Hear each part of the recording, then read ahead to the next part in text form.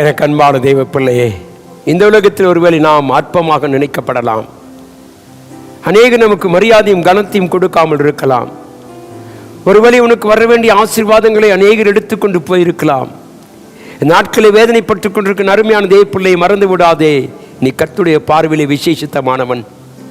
நீ தேவனுடைய பார்வையிலே விசேஷித்தவனாய் இருக்கிறபடினாலே உன்னை கர்த்தர் கைவிடுவதில்லை என்று வேதம் சொல்லுகிறது.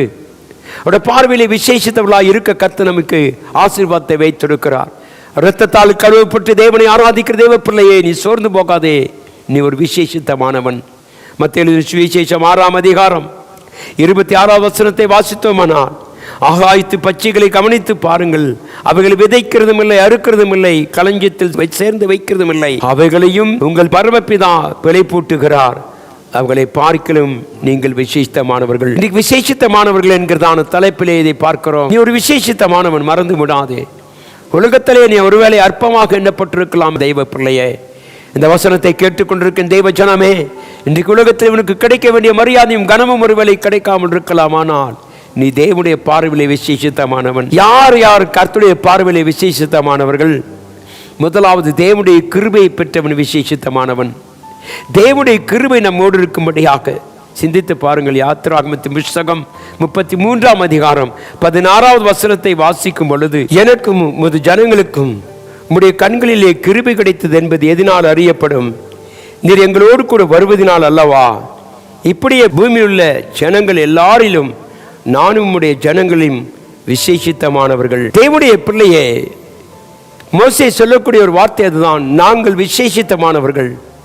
இந்த உலகத்திலே தேவனுடைய பிள்ளையை நமக்கு மேன்மை இல்லாமல் இருக்கலாம், நமக்கு நல்ல சரீர வளர்ச்சி இல்லாமல் இருக்கலாம், ஒரு உலகத்திலே தள்ளப்பட்டவர்களாக இருக்கலாம். ஆனால் கர்த்தருடைய பார்வையிலே நீ விசேஷித்தமானவன்.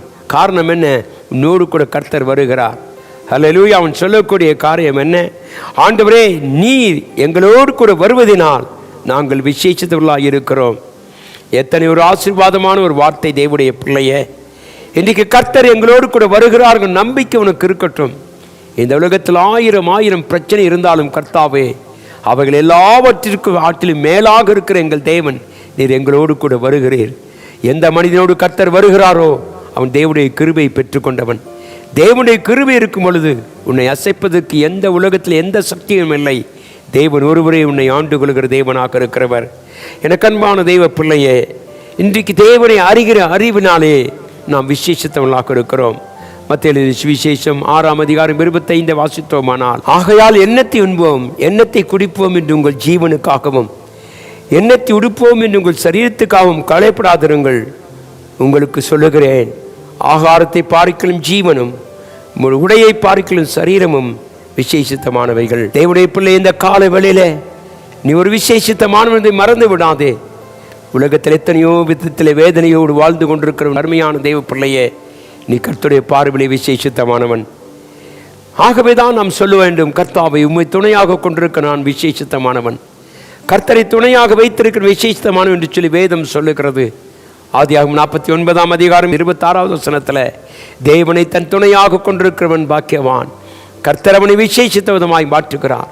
ஆகவே தேவனுடைய பிள்ளையை நாம் சோர்ந்து போக வேண்டாம். நம்மை நேசிக்கிற தேவன் ஒருவர் உண்டு.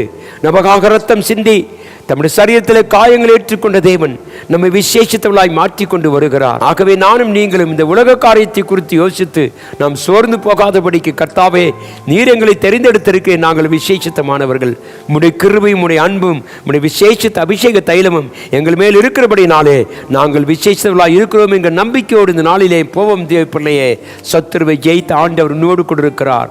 நீ மறந்து விடாதே. நீ ஒரு சாதாரண மனிதன் அல்ல, நீ ஒரு விசேஷித்தமானவன். ஆகவே கர்த்தருக்கு நன்றி செலுத்தும். இந்த நாளில் தேவன் கொடுத்த சகல கிருபைகளுக்காய் நன்றியோடு கர்த்தரை ஸ்தோத்திரிப்போம். ஸ்தோத்திரம். கண்களை மூடி ஜெபிப்போம். இயேசு கிறிஸ்துவின் வல்லமுள்ள நாமத்தினாலே கர்த்தாவே, நாங்கள் உம்முடைய சமூகத்தில் கடந்து வருகிறோம். நீர் எங்களை விசேஷித்தவர்களாய் மாற்றி வருகிறதுக்காய் ஸ்தோத்திரம். உலகத்தில் எங்களுக்கு எந்த ஆடம்பரமும் இல்லை கர்த்தாவே. உம்மை நேசித்து உமக்கு நேராக வாழுகிற எங்களுக்கு இந்த உலகம் ஒரு விசேஷித்தம் அல்லையா. நீரே எங்களுக்கு விசேஷித்தவர். நீர் எங்களை அப்படியாய் மாற்றி வருகிறதுக்காய் ஸ்தோத்திரம். புதிய கிருபைகளை தாரு மகிமைப்படுத்தும். தேவ கிருபை, தேவ சமாதானம் கர்த்தாவே. உம்மை அறிகிற அறிவிலே நீர் எங்களை நடத்த எங்களுக்கு உதவி வைக்கிறேன்.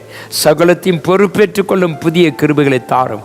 தொடர்ந்து கர்த்தாவுடைய பிள்ளைகளாய் எங்களோடு கூட இருந்து நீர் எங்களை தைரியப்படுத்தி ஒரு விசேஷித்த மக்களாய் மாற்ற என் தேவன் கிருபை சுமை ஜெபிக்கிறேன். ஆசீர்வதி மகிமைப்படுத்தும்.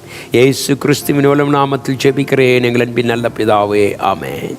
கர்த்தர் தாமே நம்மோடு கூட இருப்பாராக. ஆமென்.